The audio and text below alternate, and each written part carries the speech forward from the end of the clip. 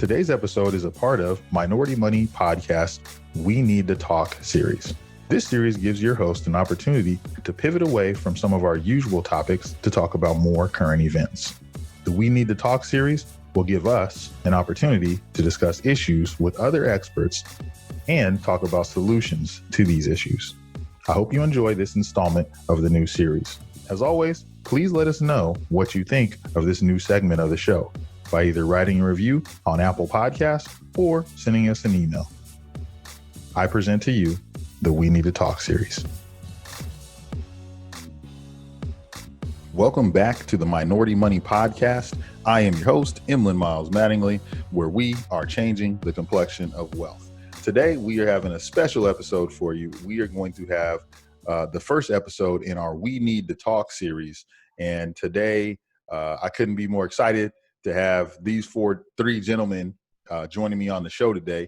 And so what we're going to be doing with the We Need to Talk series is we are going to talk about issues that are going on in our communities, or with whether or not they're global issues or just issues that need to be spoken about. So we wanted to be able to have this opportunity to talk about what's going on in America right now. And today I'm joined by three of my good friends, my brothers in arms, and soldiers on the front lines with me.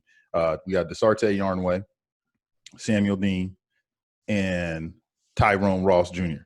So, gentlemen, welcome back to the show for Tyrone and Dasarte. Sam, thanks for joining us for the first time. Won't be the last time, but we got a lot to talk about, man, and there's a lot of stuff going on, and I don't want to take away from what we're trying to do. So, gentlemen, let's jump right in, man. We've seen what happened to George Floyd, and this has sparked a lot of different events going on here in the country right now, and we're just going to talk about it. So, with that, I'm gonna hand it off to Dasarte and ask you, what are your thoughts on that, and just give us your thoughts on the whole thing that's going on. And well, first and foremost, I think I can kind of speak for all of us here. Thank you so much for using your platform to facilitate such a conversation between three young financial advisors, three Black men in the United States of America. I think that's something that we need to highlight. So thank you first, Emily, for doing that. In terms of how I feel like I don't belong here in this country, on this soil. For me, it actually was no surprise, right? When it happened, it was like, man, again, this is happening again. It's the most recent event in a 400-year cycle that is the cycle to exterminate Black people out of this country. So I feel like I don't belong. I feel like when it happened, all of the experiences that I've had with the law started to play back in my mind, and it just registered to me that any one of these instances could have been me. And that's a scary thing to feel when you go outside, right? So for me, it just feels like another again for our community, another again for a Black man or a Black woman, and it's definitely something that needs to stop. Furthermore, I just feel like I have friends that are African American proper, and their closest, like their history starts for them in the South, right? In the deep South, in slavery. Part of me feels like I'm blessed because I know where my dad's village is, right? So I'm like, man, I just want to move back there because it's more peaceful. And, while it comes with its own struggles, at least I know I can go back there, Mm-hmm. So I'm talking to some of my friends, it's like, I understand this from the tone of my skin, from the melanin, right? We share this in America because they don't see African, they don't see Liberian, they see a Black man. But in the same sense, I have this like connection to Africa that's like, man, if any, and we talked about this, and then I was like, Yeah. I want to move back. I want to split time there because this is unsafe. So I think that I just have a bunch of mixed emotions, but overwhelmingly, this is the most recent cycle in the 400-year plan of extermination, and it definitely needs to stop.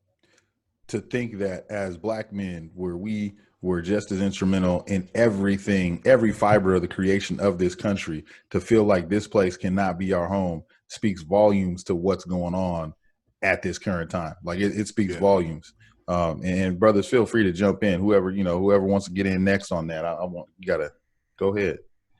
I mean, so obviously, at least for me, I was extremely upset when it happened. I'm not going to say I didn't know how to feel, but like Dasarte mentioned, for me, it was like, again, what else do we have to do? What else can we even do? And, at least for me, being a business owner, my idea around it was, all right, well, I'm going to put my money where my mouth is. I'm going to try my best to put my money behind certain causes, not support certain organizations that isn't taking a stand and advocating for me. And originally that was sort of my way of activism. And 2 days ago, I saw a video of peaceful protests in Merrick, which is 2 towns away from me out in Long Island. And, they're walking down the block and they're protesting, saying Black Lives Matter. And there's a group of people behind the police. Like, so the cops are separating the protesters from, I guess, the people that live in the neighborhood. And then you're walking down the block and all you hate, like vividly, people looking at you in your eyes saying, F you, go back to your country. And don't let them come down, like talking to the cops saying, don't let them come down here. We don't want them down this block. This is in my backyard. I went to high school out here. I've been living here for over almost 15 years now.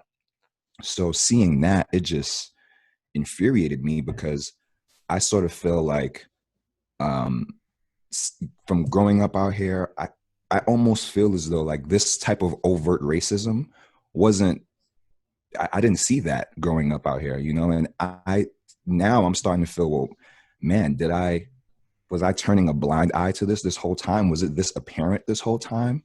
And I felt really guilty because I'm thinking to myself, like, man, all these years, have I been satisfied and comfortable with the little bit of freedom they gave me instead of going out there and taking a stand and going out for everything that I want? So I had a whole bunch of mixed emotions. After seeing that video, I went out and protested with a few of my friends yesterday.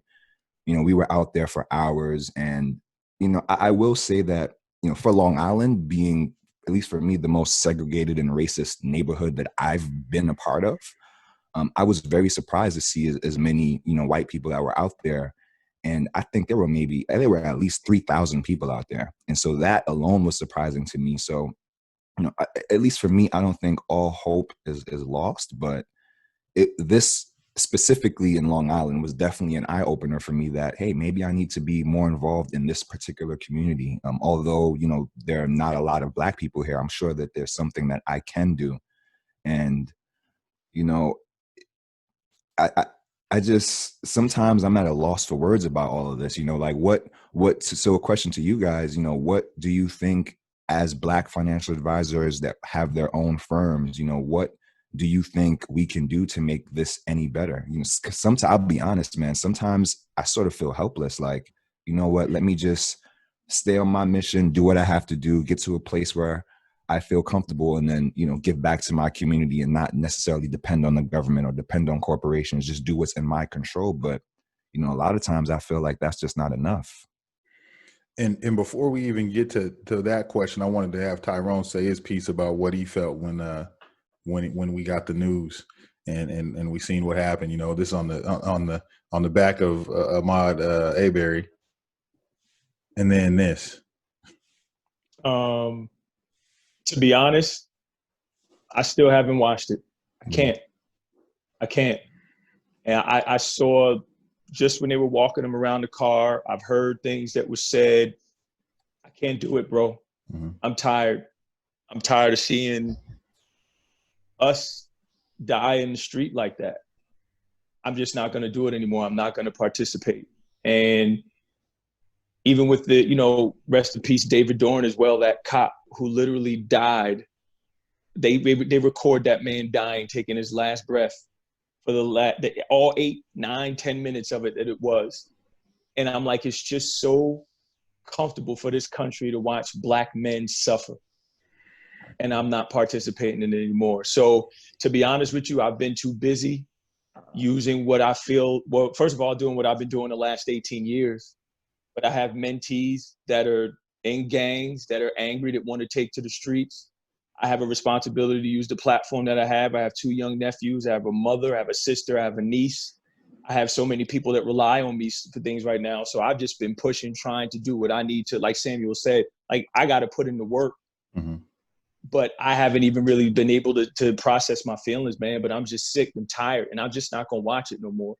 And we'll probably get into this later, but I even personally, from the corporate business alignings that I have coming out of this, they will change. They will change, because if I don't do it, then I'm not setting a good example. So. Absolutely. And I agree with you, Tyrone. I haven't sat there and watched the full 8 minutes of the video. I watched a couple minutes of it and couldn't, my wife had brought it up to me. And I couldn't stomach it because, and then as facts start to unwind, like you find out that his mom passed away 2 years ago. And this brother's sitting there, being murdered, crying for his mom, for his mother, on the same day. 2 years later, they take this man's life on TV. On recorded, and it just really, it's like one part of me is, here we go again, because it's happened before, multiple times. It's always happened. It's kind of like sewn into the fabric of who you are coming up as a young black man, as a black man in general. Every black man has had to talk.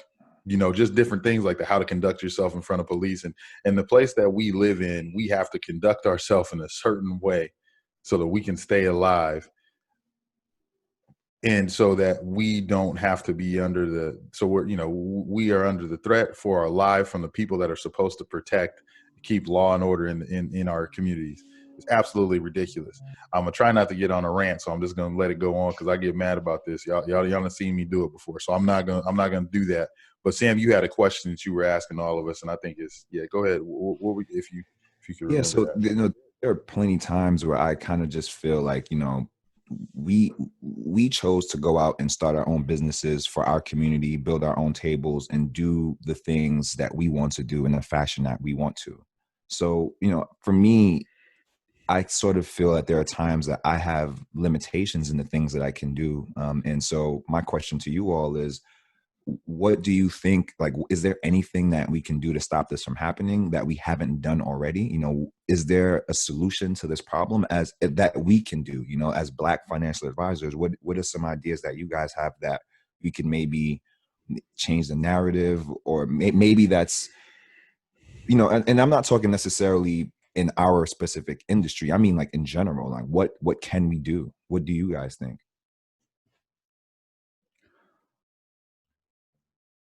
I'm deferring to Dasarte or Tyrone first. I have very strong opinions on that. And the first is, we all know very powerful, strong, successful Black men. It starts with us. So we have to create allegiances and alliances. And I've been saying this forever. We have to go get our own. We need a large presence in our communities. Again, buy back the block. But yeah, we need to buy the block. We need to buy the politicians too. Everybody else do it, right? We need to make sure that we get more lawyers, doctors, all of these things. But it all starts in our communities, undergirding our communities and having a presence there. A lot of us have a tendency, we get our success, and yes, you get pulled away from doing other things to take care of your own family, whatever. But I feel like that's the first thing, is we just right now more than ever, and I said this on another conference that I did with the 100 Black Men of Atlanta. I called all the young Black men on there. I said, right now, more than ever, those of us that have been privileged to have degrees, to go to college, to got a network, making good money, we got to lock arms right now, go get our own. So again, we could talk about financial education, economic empowerment. That's the first thing. Second thing is, those of us that do have some type of platform, and again, that are aligned with the people in power at some point, right? Like Muhammad Ali said, my obligation to my people is more important than the millions or the sponsorships or whatever it is y'all think you want to give me. I'm Black in America. I'm a Muslim in America. I have an obligation to them people. And to be honest, as I'm saying this right now, I'm looking in the mirror saying it to myself. I need to do that. And if I do it and people see it and they go, oh, okay, right? We have to do that. And I think the last piece is, let's just keep it 1 trillion. Money matters. We need money. We need access to capital. We need to move around our capital. We need to be strategic with our capital, right? We need to grow our capital. We need to grow, protect, and transfer that capital. And right now, more than ever, is a call to our community, to our people to do exactly that. Sure, buy Black. Sure, donate Black. Sure, advocate Black. But when this is all said and done, are we going in and lifting up our own, making those connections, starting endowments, right? Making sure that we align, right? So merging financial, as you said, you even said as financial advisors, there should be a large merger at some point of 2 Black financial advisors merging together, right? There was a gentleman who said it last night on this conference that I was on, at the dearth of Black men that are financial advisors and that are in financial services, and the number of Black women that are starting businesses. See what I'm saying? So we have the resources now. We just need to pull them together. And again, like I think it was, just, we know what y'all think about us now. Mm-hmm. We know. Mm-hmm. We know. Cool. Yeah. Now we're going this way, right now. Well, I agree with you. There's strength in numbers. And I think that more than ever, we need to mobilize. One thing that I stand by, and I wrote this in a recent blog, Onward to Greatness, is just the push-pull method. I think that within our industry, I have a responsibility to push those like you, Tyrone, like you, Emlyn, that are in front of me to be your absolute best, right? And in some ways, that means like to be your harshest critic at the same thing, like, man, you could do this, you could do this. How can I help you, right? Just to continue to push you to be your absolute best and forge that path ahead, right? And I think for people that are behind me, it's my obligation to pull them through the door that you may have opened for me or I may have opened, right? So I think that's a responsibility that I have. And whether that's, inviting somebody on your podcast, letting a young Black man intern with you over the summer, finding, Black employees, man, woman, anything, right? That's a small start to begin to have representation of more people who can help us with this creation and accumulation of wealth. So I think that that's something I subscribe to, and that's something that I pledge to do in the days forward. I think that's exactly what we need to do with our resources. I will add an additional step that I think we need to do. We need to have political action. We have to be involved politically. Just give you a case in point. So every year, they have an election for the DA, they have election for your judge, they have election for your county sheriff. When you're having those elections and someone of color is, you get into it, you get something like this happen with any of the Black men or women that have been killed by the police. And then you go to the DA of that county, and the person that's going to be prosecuting them has been elected by the people that don't represent him. Yep. And we don't have a voice or a seat at the table there because we think that, our vote doesn't matter. Well, in your county, your vote really matters because that vote can be, you see some county races that are, it might be 600 people that vote in that precinct, 1,200 people, and the vote is chosen by, 2 to 3 votes. And I think that we have to align our values there with what we have in our community with the people that represent us. Now, this doesn't mean that everyone that's going to represent us is going to be a person of color. In some places, you're not going to have that. However, you can align yourself with people that are allies and they are not people of color, but they understand the plight of what's going on in a Black man's life in America. And so those are things that I look to at this point in time to kind of piggyback on what you're saying, Tyrone. I'm looking at who's talking, who's out there saying stuff, and then who's hiding. Because that is where I want to spend my money, where like I'm looking at people that are donating to different things and where I want to align my stuff that I'm trying to do with people that want to call themselves allies. And, I think that is just as important as everything else. And I think that's the last piece because it's going to take some reform legally. Like they have to change the way that they police us. They have to make more consequences for people that are stepping out of pocket. You already know in our industry, we do something wrong, it's on your U4 and that's a wrap. Fast. You know what I mean? It's a wrap. Like it's not even, I mean, if you do something, really bad, you're barred immediately. So why don't we have those type of things Why don't we have some type of database where it talks about, the behavior of a cop? Why aren't we doing more psychological analysis? Why aren't we doing more research and background into how this person was raised? The other day, I'm just going to say this, and then I'll let, either Tyrone or Dasarte have a question. But the other day, I'm sitting here talking to my wife, and she was talking about when they were killing the young man, shooting the young brother that was running. They were yelling racial slurs at him.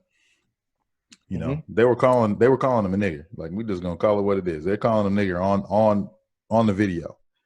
The defense for that, those two people said that is normal language in the South. There was nothing wrong with them talking like that's how people normally talk there, and that's okay.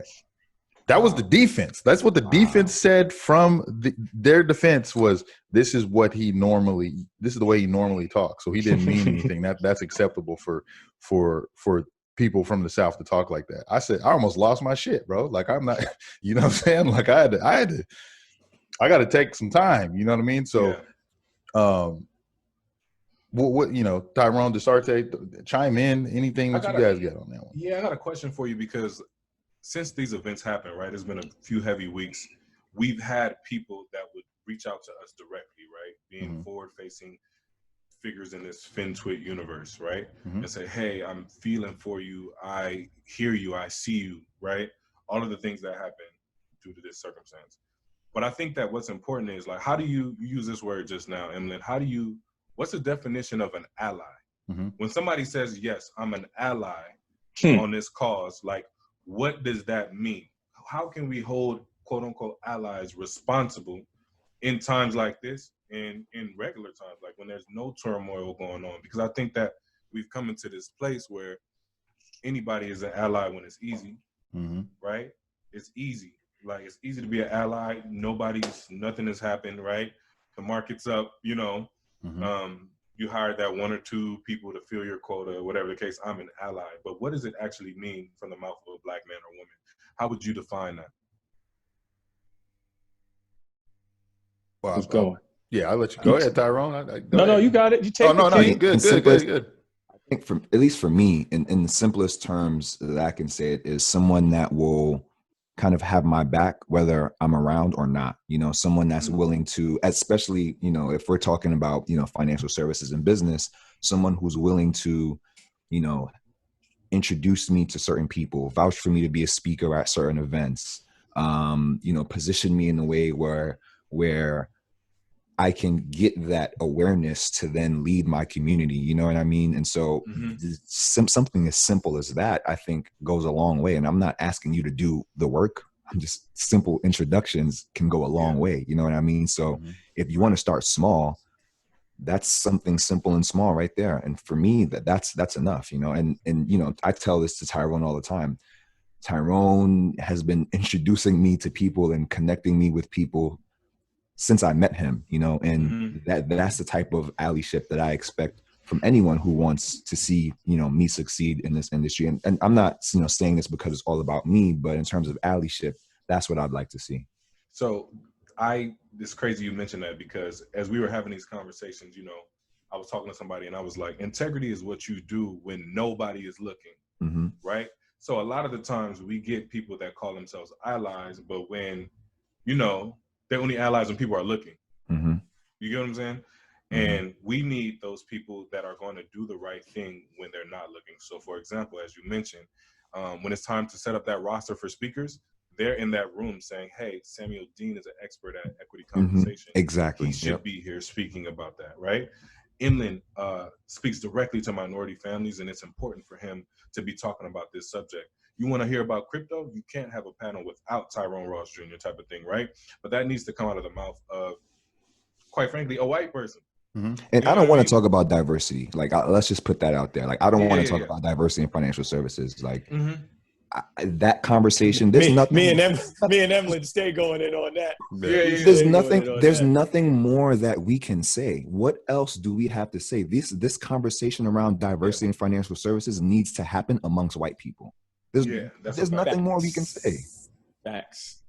That's a fact. So I agree with you 100%. Integrity is what you do when nobody's looking, and advocacy is initiating the conversations at the top. Like, you know what I mean? Because they might not hear our screams from the bottom.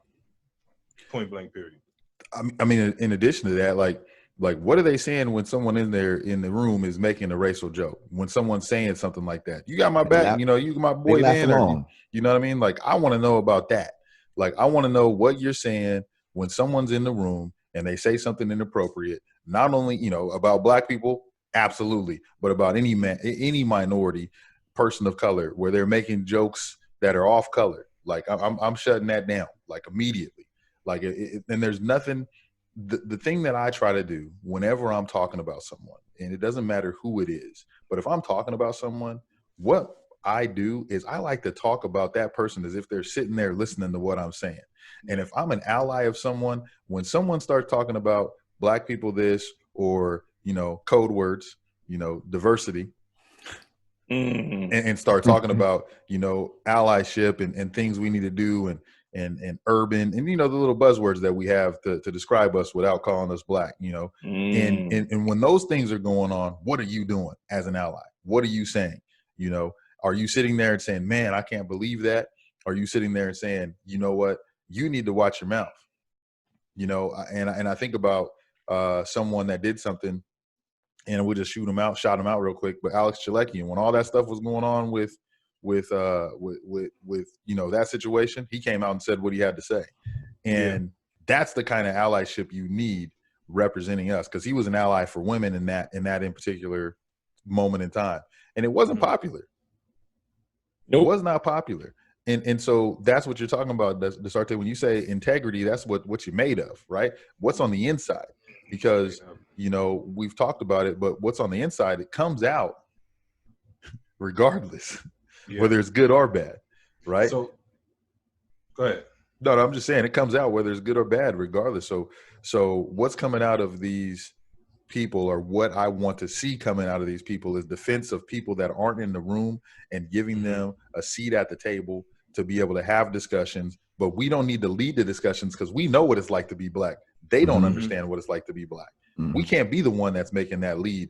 We have to have you reaching out, and don't expect us to have all of the answers for you. Like any other thing that people want to research, doesn't matter what it is, whether you want to research information on the stock, whether you want to research information on some text that you're using, whether you want to do research on an individual, you go find ways to find them. You don't get to talk to everybody else about you know, you don't get to talk to every person that made an investment and say, okay, well, give me your ins and outs about this. Sometimes you got to go do some research on yourself. What kind of research are you doing on your own before you come to us and say, hey, how can I help? Your boy's on one. Go ahead, Tyrone. Go ahead. No, I'm like, I'm bumbling with it all. It's like y'all getting it out, though. I mean, you just see the expression of my face. I agree. I'll just end with this. I said it on a live last night. Is you have now, again, we are getting token Negro syndrome, where everyone wants the token black person to speak about our experiences. Let's hear y'all experiences at conferences. Tell us your stories. Tell us how you feel when you see a black boy being hemmed up on the side of the street. Do you feel anything? Put your family in the car, go drive through that side of the neighborhood. Do you get out, or do you drive through? And if you do get out, could you spend 5 minutes there? How about 5 days? About 5 months? How about 5 years, right? Like, let's start hearing those stories. Like, let's start getting that side of it. And like, say, this fires me up. But like Samuel said, it's like, I want to see a diversity and inclusion panel with all white men. Let's do that. And then have the four of us talk about PE ratios and financial planning and estate planning. The four of us. Right? Like, and when I have, like, it's, and my mentor always said, he's like, yo, don't get put in this box, especially with the crypto thing. He's like, you're still a financial advisor, right? You can speak to so many different things, but they're going to start to pluck you and put you in, you're just that guy. But no, let's hear y'all do it, right? We're not now, you know, we're not giving you homework to do. So now that you can, no. So I feel very strongly about that. And I'm glad you said it. And all of y'all said it in some capacity. It's like an advocate. And again, we all come from a people that are loyal as hell. We are loyal. We are committed. And we all come from communities, whether it's just inner city communities or Caribbean communities, where If I'm with you, I'm with you. I ain't only gonna sit here and party with you, but when it's down, we gonna go, right? We come together, we leave together. I ain't leaving without you, right? And if you with me, you with me. If anything go down, I'm not turning my back on you. That type of loyalty, that type of cut cloth is not synonymous with this industry. So now those of us, and this is where they want to talk about diverse, for those of us that come from those backgrounds, communities, that's just our modus operandi. We always work that way. They don't. And this industry doesn't. So when we expect loyalty, we never get it. And we ain't getting it now. If we telling the truth, we're not. So your loyalty is not sending me a text message so you can tell everybody I reached out to them. Stand up on what it is right now, because when I was 40 under 40, when I got some type of award, when I was at your conference, when you connected me with the person with that conference, you was real quick to retweet me. Retweet me now. When I'm talking about some of the things about the plight of my people. Stand up on what it is now when I need you to go for me and my people right now. That's an ally. That's an advocate. That's somebody that I know. We've broken bread. You looked me in my eye and we broke bread. That's real. Now stand up on what it is that you said that you were going to do when we sat there and we had that meal. That's real talk. You know what I'm saying? So, and that's why I said, let's do coffee. No, let's break bread. Let's get back to that sacred part of breaking bread with somebody, that bond. Because if you break that, then we already know what it is. You know what I'm saying? So we just need, I'm sorry. We just need to get back to all of that, man, because without that, it ain't no progress in all this, man. And I'll be honest, man, to take it even a step further, I've been seeing people, trying to basically call out companies, basically saying, I haven't heard you say this, or I haven't heard you say that. And I mean, that's great. That's cool. But that means very little to me, because I've seen companies put out statements, especially in the tech space. And I've seen so much like lashback towards that, because it's like, you're putting out this statement, but yet your executive board are all white, middle-aged men. You have 2% black employees at your company. That statement means nothing. It's full of shit. Yeah. So that, to me, even if you throw a tweet up and you donate money, I mean, you're $1 billion company. If you donate a couple 100,000, I mean, great, thank you. Yeah. Like, come on, let's man. let's do something more purposeful. Let's get some black people on your executive board. Let's hire more black employees. Get a chief diversity officer or something. You know what I mean? Like, I'm just tired of empty words, empty promises. Like, I want to see action. That's it. Just action. You said diversity. You mean hiring a whole bunch of white women and calling it diversity? Let's talk about it. Like, I ain't. Let's talk about. Let's talk about it. it. Man. Like, you know what I'm saying? Let's just talk about it. Like, I'm tired of hearing diversity and we get lumped in. I heard Tyrone said it's diversity, and then we get diversity, and then we get a whole bunch of white women. Now, I'm not out after white women at all. Not at all. No. But let's talk about the real deal. So when that shit happens, and then we're lumped in with every other minority group. But every other minority group ain't getting killed in the street. We're getting killed in the street. We're the ones getting shot. We're the ones getting shot. And it's not even like you to understand this, like, we're getting shot by police and we're getting shot by citizens that don't see the value in the black man's life. Like, don't tell me that diversity is hiring people that aren't black. Like, I'm tired of hearing that shit. I'm really tired of companies will have like 10 financial advisors, 9 white men, I mean, maybe 8 white men, 2 white women, and say they're diverse. How? It doesn't make, I think for me, it's like, that's why I don't like the word diversity, especially in financial services, because you can hide behind so many things. You can hide behind so many layers of diversity, right? Like, you can have bunch of different men from different areas of the world, men and women from different areas of the world, right? You can have Asian people, Indian people, white people, men and women on an executive board, and not have not one black person, but tout diversity. When I think, at least to me, this diversity, the root of it, at least for me, was to get more people of color, more black people into these spaces that we're shunned out from. And so now that you try to throw other things in the pot and call that diversity, that bothers me so much.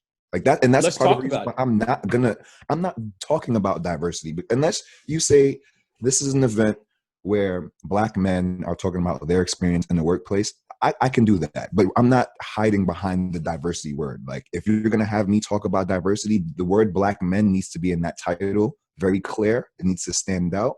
And that's just how I'm moving with that. Yeah. Amen. Yeah. Disagreeing You know what I mean? So I mean, so we've talked a little bit about, you know, the industry stuff, and how that, you know, what the plight is for us in the industry. But what about outside of the industry? What about, you know, just regular experiences? I wanted us to talk about that, and I wanted us to share some of our experiences. This is to connect the dots, because I have a lot of people that have reached out to me, and they're like, I just didn't, you know, I didn't see how racist it was. I said, well, where you been looking? Like, what do you mean? This ain't new. Like, every time I always think about, I'm always reminded of Remember the Titans. It's willful ignorance, man. That's how I see it. You remember the Titans, and they walk into this restaurant, and they're like, we can't go in there. And he's like, man, cool, it's cool. Come on, let's go in there. He's like, bro, we can't go in there. I just told you we can't go in there. As soon as they walk in the restaurant, then they get thrown out. He's like, I didn't know it was like that. That kind of summarizes most non-black people's experience, and I'll say white people's experience about how they feel about race. Like, it doesn't exist until they see it. To this like, day, oh my God, you've been dealing with that to this day. To this day. That to me is being willfully ignorant. I think that there's no way you can have an opinion like that. Even before this started, this George Floyd murder, I find it very difficult to believe you can really hold that opinion. But they're out there though. Like so they're out there and they're saying this and they're asking the question, and I'm like, what rock have you crawled under? But you have to remember, like, just like we're asking them to look into you know, the plight of a black man, let's look at the privilege of the white man. Where it doesn't even matter. You know what I mean? It doesn't matter. Like, he gets pulled over by a cop and he can get indignant, lose his mind. You know, we had peaceful protests here with the whatever group it was, where they had, you know, assault rifles sitting out. Not one person was shot. Nothing. Let it be a group of black men show up to any building with guns out. There's going to be all out war in the streets. So speaking of that, let me ask you guys a question, right? I saw this on Twitter, and I had DM'd the person to try to provide some sort of explanation, you know, and so forth, right? So his question was, and this is a genuine question. His question was, if you're a motivated black person in America, how are you held back in ways that a white person in the same exact position wouldn't be? How would you guys answer that? So let's say you have a poor black kid, a poor white kid, both, you know, working their ass off to make it. How are they any different? How is the black kid held back in more ways than the white kid? I'll tell you both this: poor, starting from the same level. The net worth of a black family with college graduates is the same as the net worth of a white family with high school diplomas. It's less than white family with high school diplomas. Oh, I just posted this. 99% of counties, black boys born in the same condition as a white boy, income, everything the same, ends up in a much worse position financially, right? And there's a lot more nuance to it that makes it a much bigger point, but 99% of counties. So the other thing I would encourage that individual to do is read the book White Trash. In the book White Trash, it talks about the poor, then don't get caught up in the title, but it talks about the poor whites in America. That even though, right, they were lazy, they were poor, they didn't want to do anything, and they were still given land, they were still given all that stuff, and the slave masters knew they wouldn't work it. And you know what they said? We give them the land, but we gonna have these niggas work it. Even the poor are lazy, but they look like us. When I read this chapter in this book, I was sick to my stomach. They were given land. As they expanded out west, they were giving them land, and the slave owners were sick. They're lazy. What is going on? And they said, you know what? They won't work it. We're bringing in some workers. Mind you, some of those workers were actually slaves that were supposed to be free. So they gave their own land, poor, lazy, who wouldn't work it, bring us in to work their land. You know what they then did? Turn around and sold us as they expanded out west. Read the book. So you telling me now that's not the same thing of a kid that and a poor black kid and a poor white kid, or hell, a rich white kid and a rich black kid. And as they matriculate through life, the circumstances that are different, right? Because maybe, like Chris Rock said, in my neighborhood, it's me, Jay-Z, Mary J. Blige. We are the best in the world at what we do. In Alpine, New Jersey, our next door neighbor's a doctor. He ain't the best doctor. He's just a doctor. We are the best in the world at what we do. You know what I'm saying? So that black kid has to be it.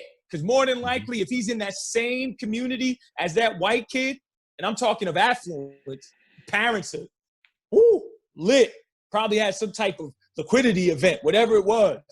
Father killed himself playing football for 10 years, whatever. Meanwhile, that family has a legacy of wealth and Harvard and Yale and Princeton. So you got to dig in the weeds here. So I understand where people, they want to lean on meritocracy. Oh, man.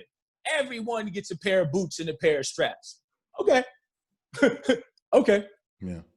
I think this has been around forever, man. I think that, so in that situation that you mentioned, Samuel, I feel like white men have access without credibility. And I feel like we have to like build up so much credibility and prove ourselves to get a door open. Whereas that motivated white man just has to be motivated. Like, okay, we'll give you a shot. You know what I mean? Mm-hmm. That's it. Whereas we got to get the CFP, the EA, we got to bring in a certain amount of clients. Then we got to grind on the ground. Then we got to write books. Then we got to start a podcast. Then we got to speak at every company and conference before it's like, okay, you might be good. Yeah. Right. Yeah. So I think it's like a certain level of access without necessarily having that credibility behind it. That's a good point. That's a great point. Access without credibility, because like you said, we break our neck for credibility, and then it's dashed in the instant of anything going wrong. And you know, just a little remark like, "Oh, I thought you were different. I thought you were different. I didn't know you were like everybody else." So, I mean, with that, So I mean, I know. spoken. Or you're such an elegant speaker. Yeah. What did you well spoken. Yeah, I mean, you're just different. You look so nice. Like, you dress so nice. Like, you just, you know, look at you. You're sharp. Yeah. I'm like, what the, like, don't even get me started, man. Well, that's my thing. It's like, if I had a question to y'all, it was like, and I think about this every time I go into New York City and I'm traveling around Manhattan dressed to the nines. Mm-hmm. And I know that people are looking at me like, is he on his way to court? Mm-hmm. Or, you know, and they give you the side eye, Mm-hmm. especially when you're on the east side over there. Ooh, man, some of these people drill you. Like, what is, you know? So and I don't know if, and I'm sure y'all get the same thing when you wear suits too. Mm-hmm. Or crazy. Sweats. Don't let me wear a sweatsuit. Oh, it's on and pop. That's when I get the looks. Oh, yeah. True. So I could True. put a sweatsuit on, a hat, you know, some joggers or something like that, some fresh kicks, and then the look starts. And speaking of this, I don't want to lose this moment either. And I said this when I reposted Dasarte's thing. And if you look at the lineage of black men, all the way to the beginning of this country, they have been lynched. They look a lot like y'all, right? Less like myself. Mm-hmm. We bicker amongst us around our people, which is why I advocate so hard for y'all, because I get it. I've been told to my face by white people, I'm non-threatening. Mm-hmm. I get told by my own people, you're light-skinned, you're non-threatening. Mm-hmm. I need y'all to win, right? We need a dark black man, right, to win. Like, that's so important, and it makes people uncomfortable, but it's just the facts, because that's their image of what we are. Mm-hmm. And it makes me sick that whenever they see these images of a big, strong black man, it's a knee on his neck, or somebody they can control. This, you know, they at the combine. Oh, that one right there, him, or this, you know, it's LeBron James. Shut up and dribble, right? You know, and Steph Curry gets that. You know, it's a different tone with Steph Curry, right? The visuals here, and that's privilege. I'll admit that we have a privilege, but it's like, these are things, hard truths that I'm going to walk and talk about later, is that hard truths we need to have. Because when I posted that picture of Sidney Poitier kissing that white woman yesterday, I know it's the timeline paused a little bit, because that image for people still in 2020 is, right? And I said it when I said, look at the difference in our hue when you're watching this podcast. But listen to the similarity of experience. You know what I'm saying? Listen and watch. and the visuals, right? Imagine if we can have and take me out of it. There's marketing and all this stuff with y'all three that goes into Chicago, that goes into Detroit, that goes into Newark, New Jersey, and these kids see y'all, and it's constant. CNBC, Bloomberg, Investment News, Finance. It's just, right? You see what I'm saying? It starts to become this, it starts to change.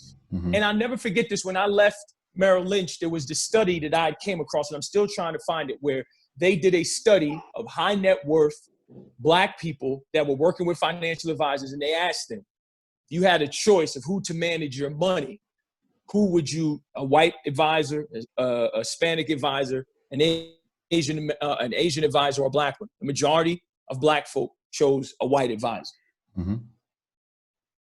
If that's not brainwashing, right? If that's not imagery, if that's not the power of image, what is? So we need to control the narrative. Again, like Dasarte was saying, like, we have to be where the powerful images are, not stuff that don't get circulated or the last panel at a conference. Why are we keynote? Why are we keynote? We should open and we should keynote and put all y'all in the middle. These are the things that have to change, man. So I that's the only thing I wanted to bring up, is just, again, how we have to position ourselves of what we wear and where we go and things like that. But I always find it interesting still to this day when I put on a suit, the looks that I get are just, I'm like, what are y'all staring at? Like, it's crazy to me. I have a question. Because of these, you had a question, Sam? No. Go ahead. Because of these recent events, I want to know if any of you have had experiences with the law. Because I feel like I have, like, part of me wants to speak out on this through my content, right? And another part of me is like, should I? Is it the time to do that? But I feel like for some of the people in the FinTwin arena that we play in every day, we might be their only connection to Black America, right? So it's important to say something so they can be like, wow, this happened to Dasarte? Like, this guy is doing this. Or this happened to Emlyn, you know what I mean? Sam, Tyrone, y'all had these struggles too. That might make it more personal for them, right? To be like, wow, I've met Sam. He's a good, good dude. Why would this happen to somebody like him? So I wanted to ask you if you had any experience with the law to share. Yeah, I mean, not anything super recent, but I remember being in high school one year, and we're not going to get into the details of the story, but it was, coming home from football practice, driving home, dropping a friend off, and he didn't necessarily live like in the best neighborhood. And, I'm dropping him off. We're in front of the deli, which is across the street from his house. And we're just, talking a little bit before he gets out the car. 2 cops runs up to the car, guns drawn. Like, put your hands up. What are you doing? This, down, the third. And you know what my defense was? I'm like, I go to Catholic school. I'm a good kid. Like, look, I have my uniform on still. Like, I'm a good kid. And you know what the cop said? He was like, oh, you go to Catholic school? So you know your fucking ABCs? And I'm like, I will never forget that experience ever. I'm an honor roll student. I'm a student athlete.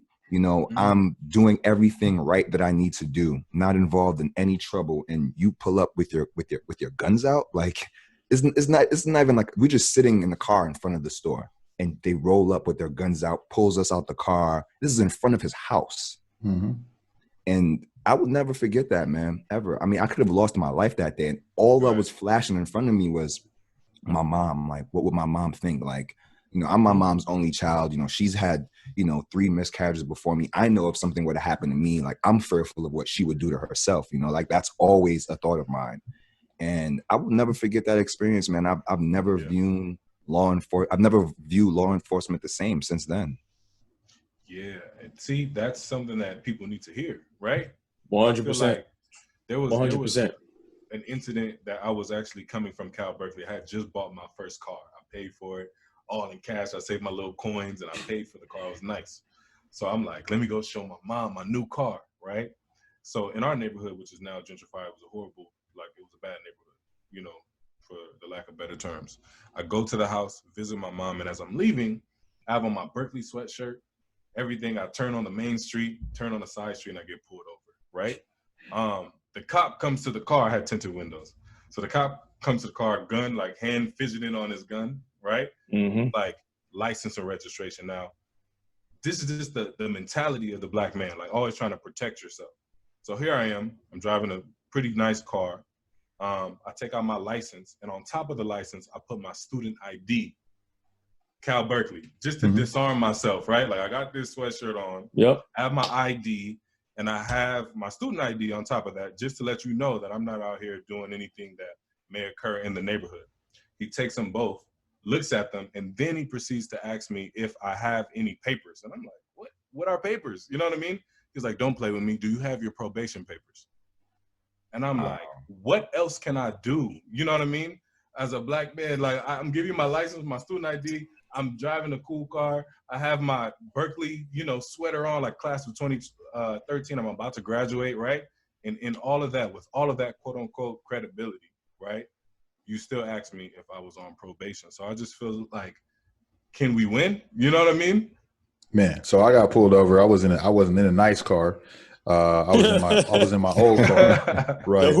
I was in my old car. So I hit the block, and as soon as I hit the block, I see the police jump behind me. You know the feeling. You know what I'm saying? Mm-hmm. He's sitting there like, oh man, here we go. He hit the lights, straight. Right? So yeah, I hit the straight. I hit that sit up street, hands at 10 and 2, doing all the stuff you're supposed to do. So I get pulled over. He walks up. I know he pulled me over because of DWB. You know that. So I didn't even have tinted windows. He seen me the whole time. Had my hat on sideways.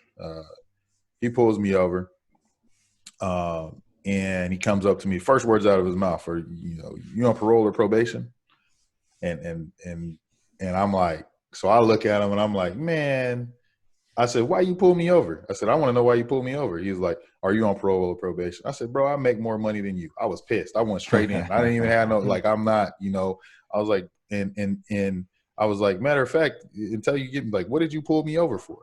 He was like, well, you got over in the left lane and you didn't signal. Now we can talk about the reasons why they pull us over, because the actual transportation manual with the laws and stuff leaves a lot of gray area for them to be able to pull people over for no reason at all. When you're in your vehicle, you're less safe than you are when you're walking, just so you know that, because of the way the law is written. So anyhow, so he asked me all these questions, and at the time I happened to be working with someone that her son was actually a chief of that Fresno police department.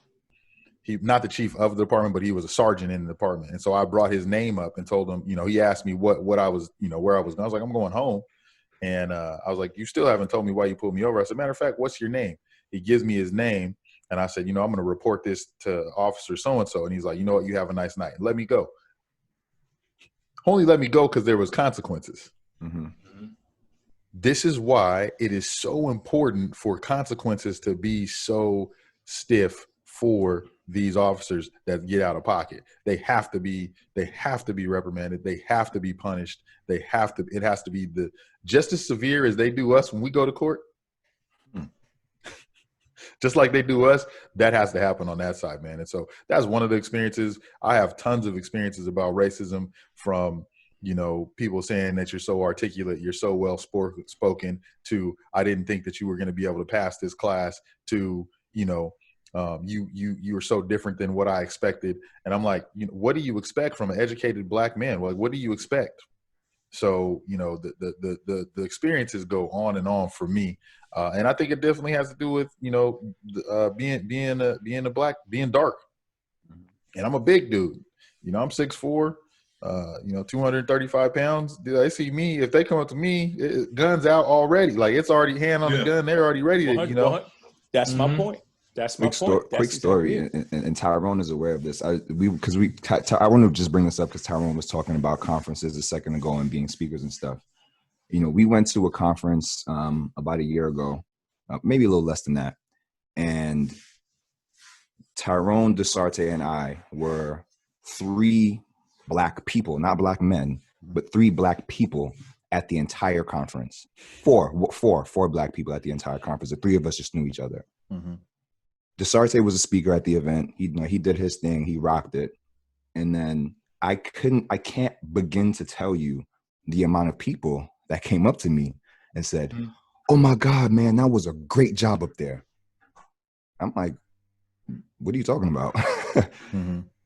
Not realizing that they're thinking that I'm Dasarte. There's only 4 of us. Only 4 of us there.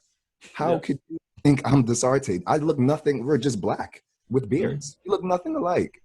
And from that moment on, I was just, and that was my first real conference that I went to in the industry. And from that moment on, like it's almost like I'm not really sure how to respond in the moment when things like that happen, right? When people say, "Oh, you're such an eloquent speaker," or "You're dressed so nice." It's like, do we call it out right there as is in a professional or nice manner, or do we just laugh? I mean, me personally, I tend to just kind of laugh things off because I don't want to be looked at as a certain type of way. And even when I go to these conferences, but like Tyrone was mentioning, we're dark-skinned men, we're looked at more of a threat.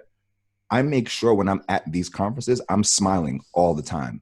And I mean, I don't want to toot my own horn. I know I kind of have a nice smile, but at the same time, I do it purposefully so I don't look threatening. And it's like, so it's back to the question, how do you kind of address these sort of subconscious comments in a respectful way, or do you?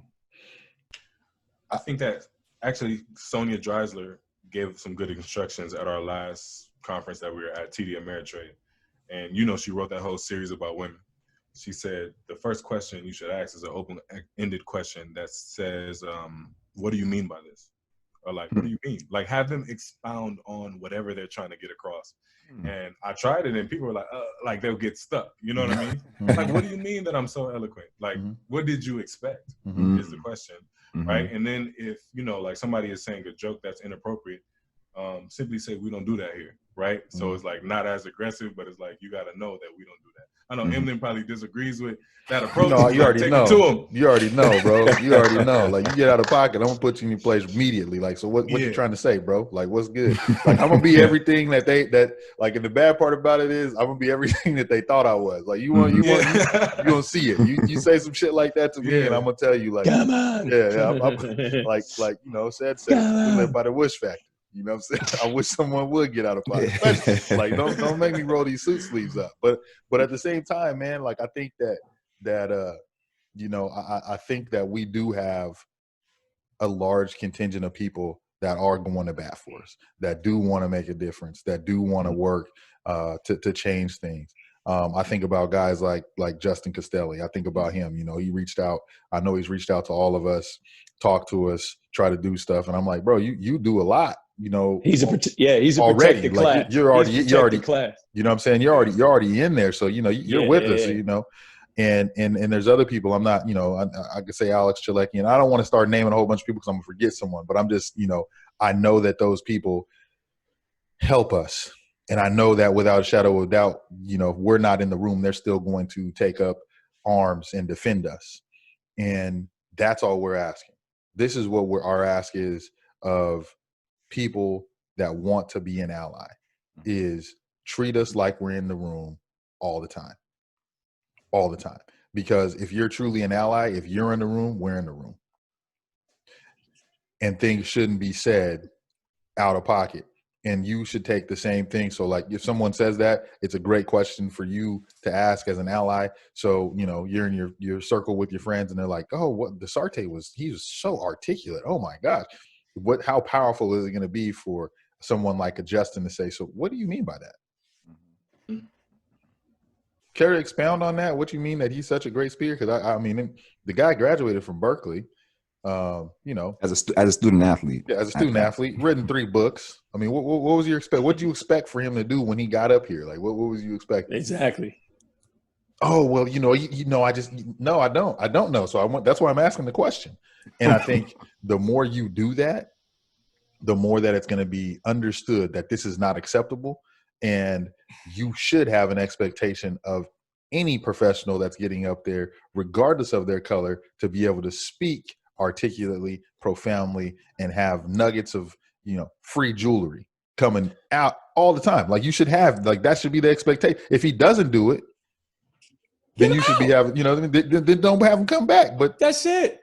That's it. But that should be the expectation. How do you guys feel about the people who say, we want to say something, but we just don't know what to say, or we don't know how to act, or we don't know what to do, but we're with you. Like, what are your thoughts? They don't really want to say anything.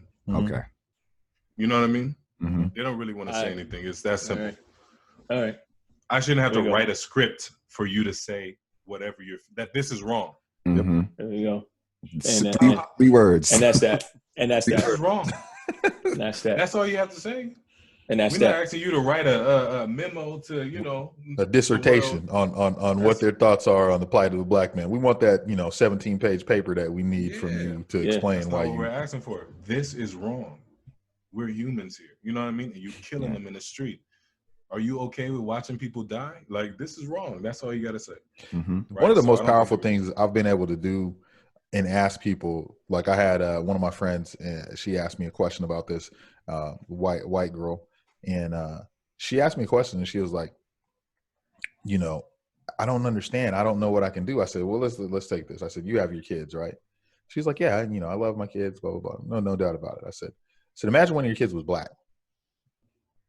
Imagine he's a young black man and he's leaving from school and someone's going to pull him over. And when he gets pulled over, he's not going to be treated the same way as he would be treated if he was white. He's not going to be handled the same way. People are having lower expectations for him. I said, walk through that and then walk through let's not have the ultimate scenario, but let's paint a scenario where now your son's coming home and he's talking to you about his interaction with the police and how they mistreated him. What are you going to do? She's like, oh my God, I couldn't even imagine. I said, welcome to our life. That's every day of our life that we have to deal with that. Not even welcome to our life, because she can't imagine. We go through exactly. We experience it. So and you cannot imagine that.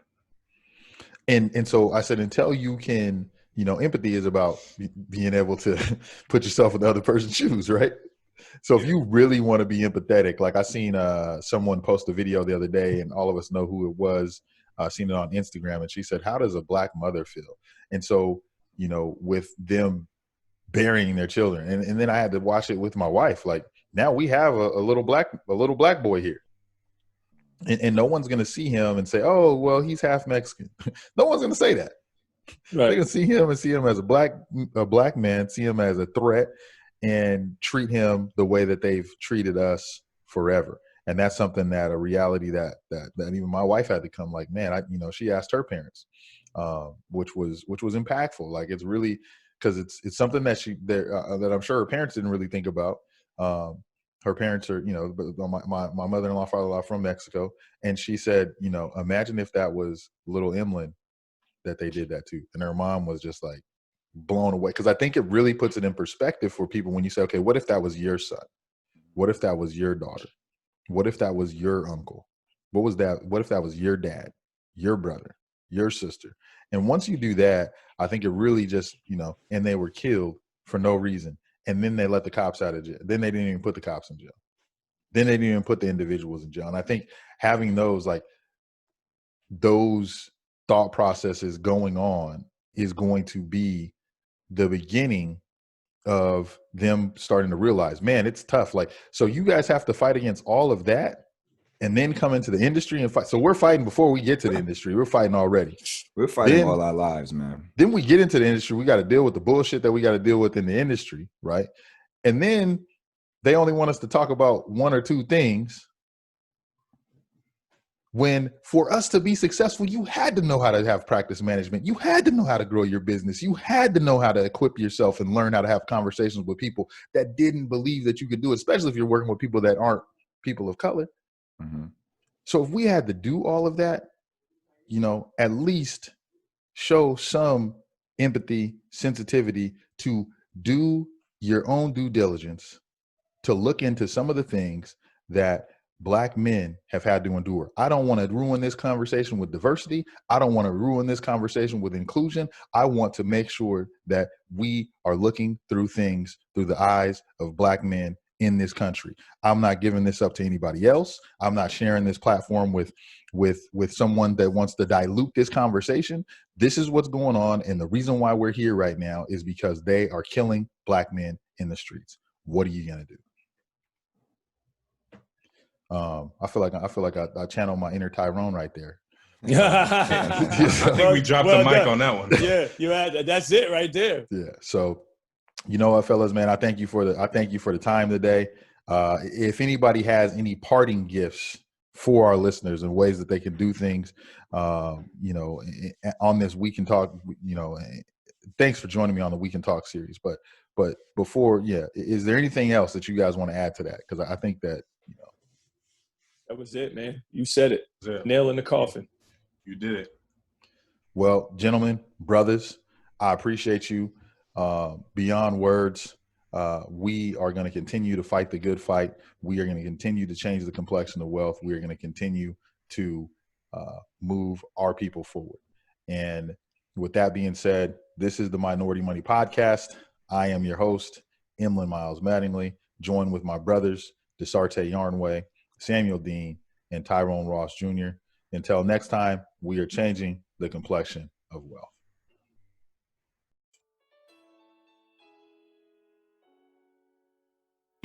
Another great show down, but it doesn't have to stop there.